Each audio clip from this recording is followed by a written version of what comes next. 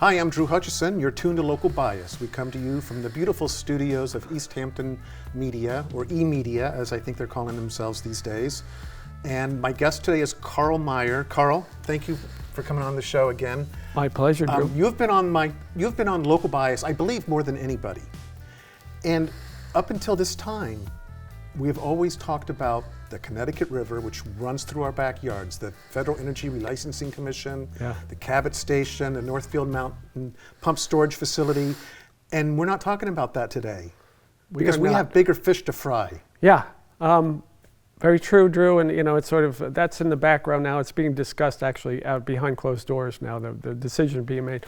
But I contacted you about free speech, First Amendment, Constitution. Do you want to do something? You were quick to respond. And I just want to say one thing before we sort of jump in here. I always want to find a way to sort of get into the discussion we're going to have, right? Mm-hmm. And if I can find the right thing, and here's my idea for the name of this little segment. Civics in a Time of Tyranny. Civics in a Time of Tyranny. I think that's what we need to talk about. Who we are as citizens, how do we respond to what's going on? So, well, there seems to be a lot of ignorance about the Constitution. Oh, that old thing. Yeah. What can we possibly, can I read today. You're gonna give me a little space here? I'm gonna give you a little space. This is from the Declaration of Independence, right? Basically, they're trying to break us up. This is, of course, Donald Trump in the White House, where the war is being waged on. He's trying to break us up like we are colonies and bring us back to the tyrant kings, right? Just like he's doing in Europe, just like he's doing to NATO, right? Here is the last line of the Declaration of Independence. Our repeated petitions have been answered only by repeated injury. A prince whose charter is thus marked by every act which may define a tyrant is unfit to be the ruler of a free people. Bingo. Where do you go from there? Well, he's taken it back to the top, and we are basically, in many ways, under martial law in parts of this country. He wants to be a dictator. He's made that clear. He is acting as if he is a dictator. And he's been successful in many aspects of his thuggery. However, the tide is turning. I am certain of it. But the worst is yet to come. I'm also certain of that. He seems to be, for one thing, there's this law that he's broken. He was supposed to release the Epstein files, where the Department of Justice was. So they're breaking the law. What I find astounding is how they decry anybody who's illegal as if they're breaking the law. So it's like justice for me, not for thee. The hypocrisy, time and again. Yeah. For instance, this Alex Preddy, we saw it. I can tell you that he was murdered, okay? Now, I think there should be due process. That is, those ICE agents should be interviewed and an investigation should be conducted to determine, were they given orders to actually go around and assassinate American citizens? That would be usful to know. This is summary justice. This was when we are in Is that something that we allow in the Constitution? When we are an occupied city. I mean, this has all the hallmarks of going back to 1775, the Boston Massacre. Right. That is this. If we don't recognize what's going on in Minneapolis, if we don't recognize that the First Amendment is being broken, that journalists' homes are being invaded by the government. Right. Musk's Doge has given out all Social Security numbers from American people. Free speech and our freedom to assemble is wholly under attack. Right. Everywhere you look, all across, and the sniping is coming from Washington. Voting rights under attack, and there is, the underlying theme of this is racism, guilt by association, right? We no longer have our Fourth Amendment rights to illegal search and seizure. We are now a stop, drop, and search country with masked men. how many things can I just rattle off here? I mean, we can just keep and going. Yet there are those who idolize Trump as if he is truly making this country great, who basically say, well, if you just, if you comply. Drew, that is, I don't. Don't be disrespectful. You deserve to be shot in the face if you're disrespectful. Comply. I try to not drink from the fire hose because I think that's what's broken us up in a lot of ways. We all add to the fire hose when we go around and are tracked everywhere we go with our phones and just constantly on a. But I made myself watch Alex and Renee's, both of their murders, both of their summary executions. And then I watched recently a guy named Greg Bovino, who's the ICE guy. He's the border czar. Former, right. And you just sit there and have this guy that I don't even think would go to a restroom without being armed to the teeth and masked, mansplaining what our civil rights are to us and to the press. Right.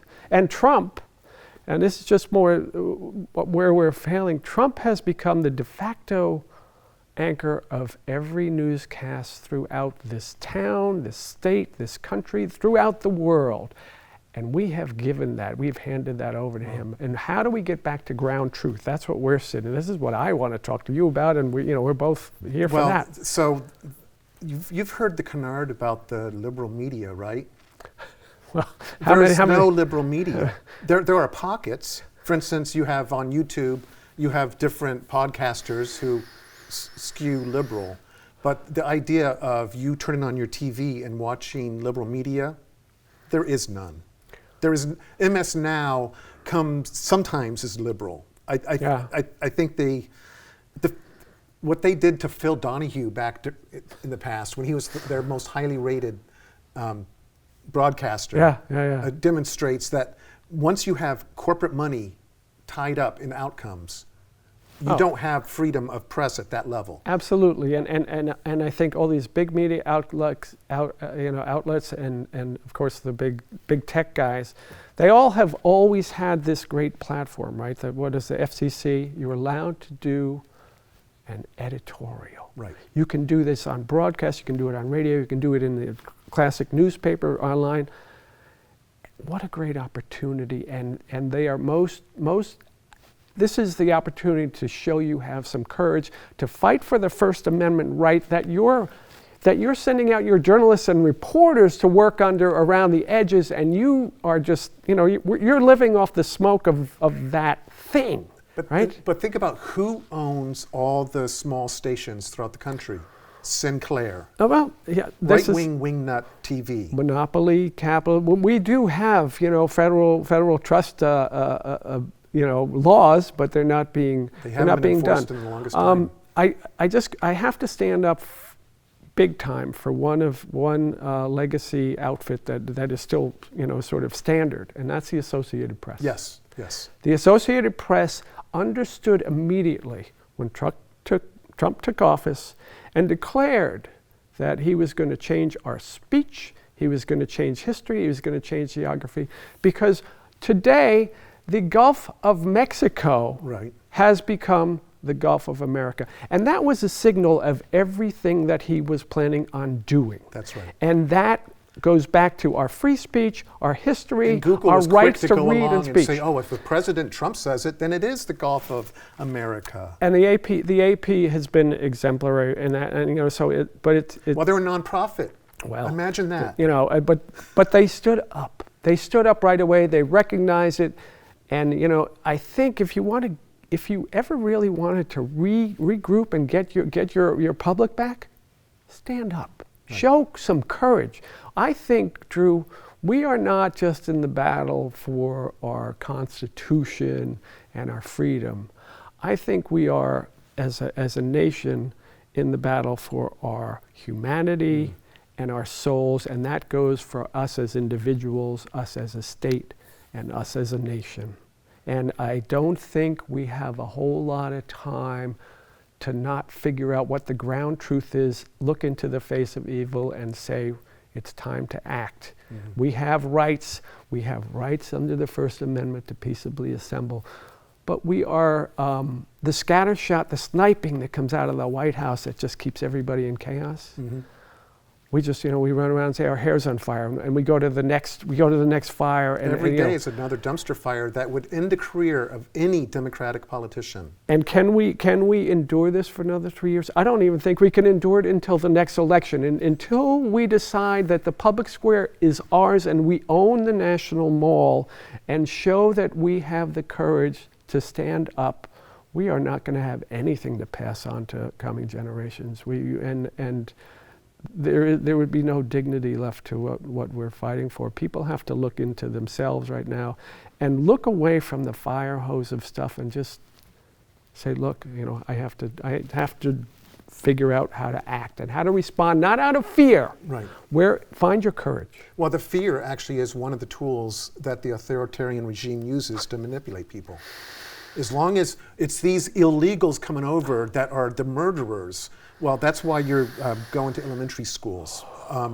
Or they're living off of all these handouts, which they're not, which is why you're going to their jobs to arrest them. The lies about the illegals, the fear-mongering about the illegals, guess what? Being here as an undocumented immigrant, want to know how illegal that is? It's a misdemeanor. That's a parking ticket, okay? So if you have ever driven above the speed limit, you are every bit as illegal as any of these undocumented immigrants. You're absolutely right, and these are the people we just don't know. We've sort of hidden our way and sort of donned a wink, but these are the people that worked in the meat packing plants during COVID. These are the people that picked our crops. These are the people that worked in the nursing homes, right? And illegal or not, they were the people that kept us alive. And all, we were always happy to sort of look the other way at this stuff. But I saw this guy Bovino, right? We're tracking down these people that are horrible, right? And he doesn't answer questions. He just sort of mansplains. And then he puts up a slideshow. And he shows pictures of people. Okay, this guy's a rapist. This guy was a murderer, right? And you got, a few of these people. Then you see this, and then, this guy was here driving without a license, drunk drive. And I was like, we have people in Congress. We have somebody in the Oval Office that are committing some of these very same crimes. And if you want to talk statistics, okay, there are fewer immigrants in Minnesota than there are in Florida or Texas. Yeah. You want to talk statistics, immigrants commit far fewer crimes than white nationalist Christian men, okay? Yeah. In fact, I think a lot of this is about fragile white men. It's like they want to dominate women, they want to dominate black people, they want to dominate Jews, they want to dominate everybody that makes them feel inferior. And they feel inferior because what have they done with their lives? A lot of them grew up pampered, thinking that they were in a special whites-only club, and then they don't pay attention in school, don't do that well. Meanwhile, women get educated at a much higher rate than men. So now women are starting to be the bread earners, and they're having more power over men in that regard. They're being choosier, as they should, by the way, be choosier. Because these fragile white boys, they think they're men, so they have to carry around a gun in order to make up for their feelings of inadequacy. I mean, it's really that basic on a certain level, is they want to oppress others because they don't measure up. I see your point about the manhood piece, the violence piece, the sort of testosterone feel, and of course this is essentially has been a war on not only race but women. It's a culture war. Yeah. They see commercials where you have an interracial couple and they're offended. Well, the other piece of what you're saying though as well is these men that are sort of, get dressed up to hide their faces, get dressed up in all the attire. You got the guns, you got the weapons, you got the pepper spray. I agree with you. A lot of men, we're sort of like herd animals, but we crowd around behind the bully, and then we puff our chests out. It's really hard for me to watch sometimes because women have really led the face of the response to all this.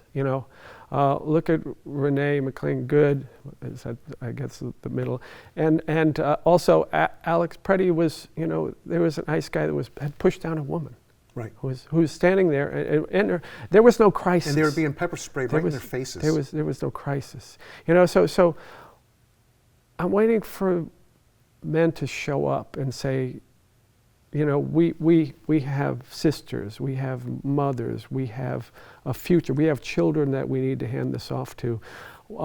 I don't know exactly when it happened, when the Second Amendment became the First Amendment, but we've been a violent country for a very long time. But we feed on the fire hose of violence. Our entertainment, our movies, we'll all be looking at the Super Bowl, and we'll be looking at the Academy Awards, and it's all been sort of, we've raised our kids on video games that have done this stuff. And we are so divorced from the actual ground truth.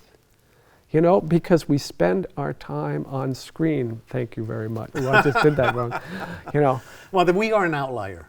So there's good work being done by people all over.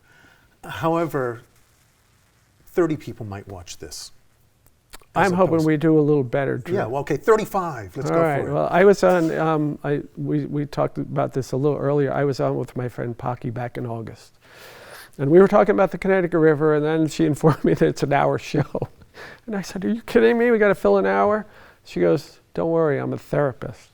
Right? So we ended up going to where we are right now, Constitution. And one of the things I said at that time was, I said, I actually wrote it down, I think. But the question is going to be whether the U.S. military is willing to fire on our fellow citizens at some point, because this is a military occupation. People dress like this, the bleeding after 9/11 of all the military gear, little towns getting military tanks and four-wheeler, whatever.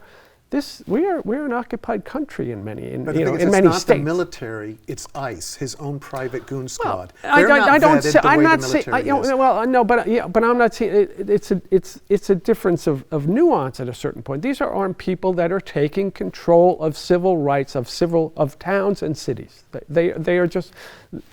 You have no rights. You have no rights. I can stop you. I can search you. I'm going to walk into somebody's house, a reporter's house, take their phone. You don't get to look at us because we're masked, right? Are we colonies?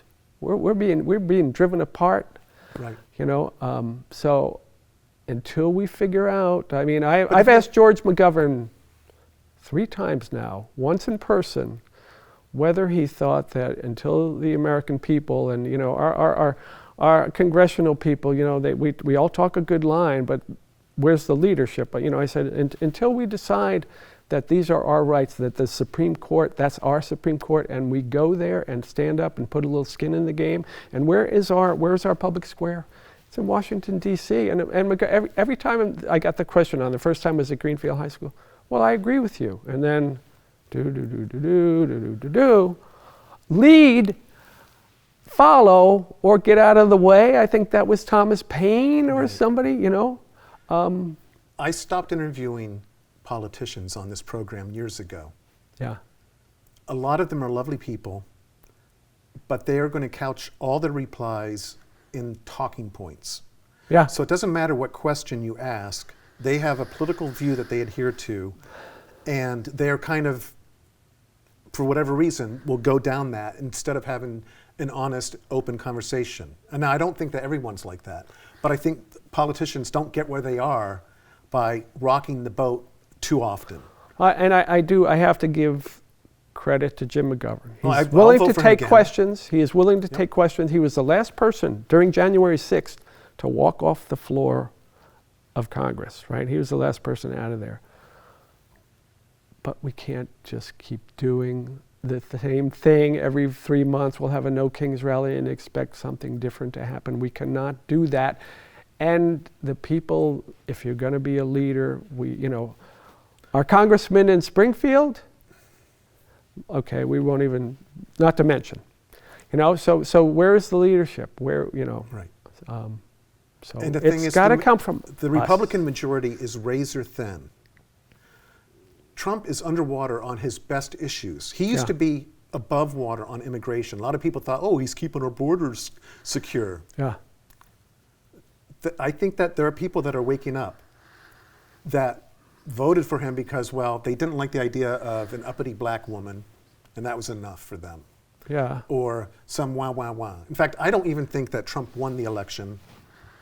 If you watched all the rally, now I don't think rally size makes a big difference, but if you watched Trump's rallies leading up to the election, they were listless, they weren't well attended, his energy was low. Well, there were more people after his first election. There'd never been a bigger crowd than was on the National Mall back in the that's what he said. So. And then, you know, the Kamala's, they were to the rafters. The energy was palpable. Yeah, yeah, yeah. I don't trust the election results that we had. I don't think that he is a legitimate president.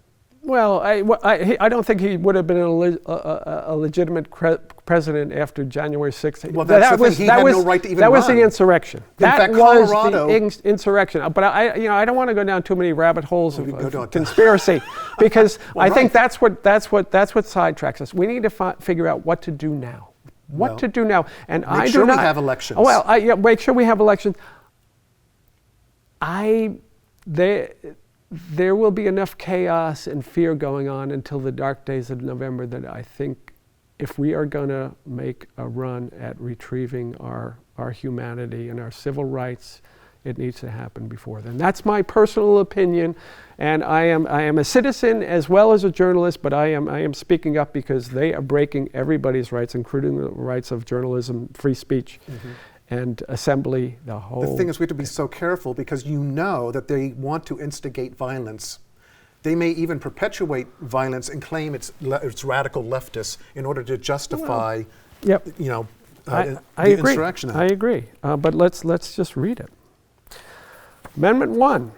Congress shall make no law respecting an establishment of religion, right? We make war on Muslims, though, or prohibiting the free exercise thereof, or abridging the freedom of speech or of the press or the right of the people to peaceably assemble and to petition their government for a redress of grievances. That would be redressing tyranny. And then here's the other one.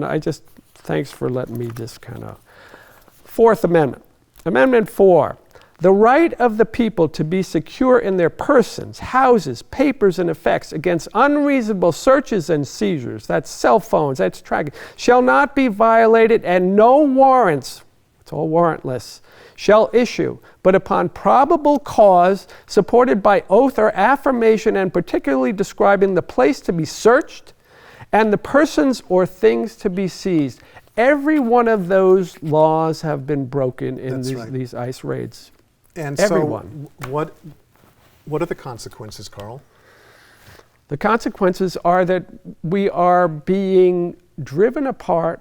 Our democracy is beginning to fail because we are not finding the courage and just the straightforward thought to look tyranny in the face and respond in a way that's rational, that gets us out from the screens and goes to the places where we need to assemble and goes to where the battle is being waged. And that can either be our politicians, but that can be, every one of us needs to turn down the fear factor, look inside and say, what can I do? How can I join? How do I protect and pass these things on to those who come after us?